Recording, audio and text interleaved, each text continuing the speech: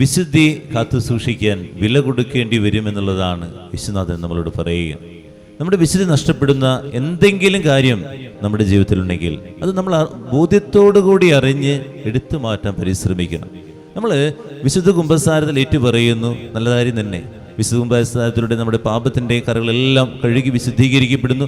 എന്നാൽ വീണ്ടും നമ്മൾ പാപത്തിലേക്ക് വീഴാതിരിക്കണമെങ്കിൽ നമ്മൾ ചെയ്യേണ്ട കാര്യം ഇത്രയേ ഉള്ളൂ. എന്താണോ നമ്മളെ വഴിതെറ്റിക്കുന്നത് അത് മാറ്റാതെ ഒരിക്കലും നമുക്ക് ആ പാപ സാഹചര്യം മാറുകയില്ല.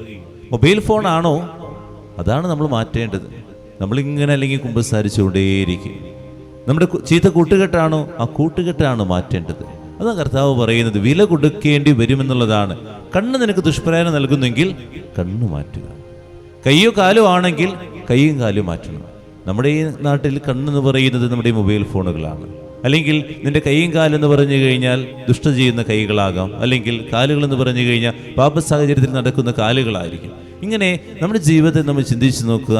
എൻ്റെ ജീവിതത്തിൽ ഞാൻ ഇങ്ങനെ പാപ സാഹചര്യങ്ങളെ കുമ്പസാരത്തിൽ ഏറ്റു പറഞ്ഞ് കുറേയേറെ പാപങ്ങളുണ്ടാകുമ്പോൾ ഇങ്ങനെ ഇടയ്ക്കിടയ്ക്ക് പറഞ്ഞുകൊണ്ടിരിക്കുന്നത്, അതിന് കാരണമാകുന്ന എന്തെങ്കിലും കാര്യം എൻ്റെ കൂടെയുണ്ടെങ്കിൽ ഞാനത് മാറ്റാതെ ഞാൻ മുന്നോട്ട് പോയിട്ട് കാര്യമില്ല.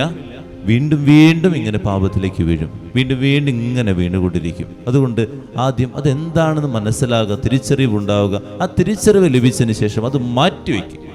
ടി വി ആണോ, ടി വി മാറ്റിവെക്കുക, കുറച്ച് സമയത്തേക്ക് ഒന്ന് മാറ്റിവെക്കുക. അല്ലെങ്കിൽ ഇങ്ങനെ വെറുതെ ഇരുന്ന് നമ്മളിങ്ങനെ ആലോചിച്ച് നിരാശ വരുന്നതാണ്.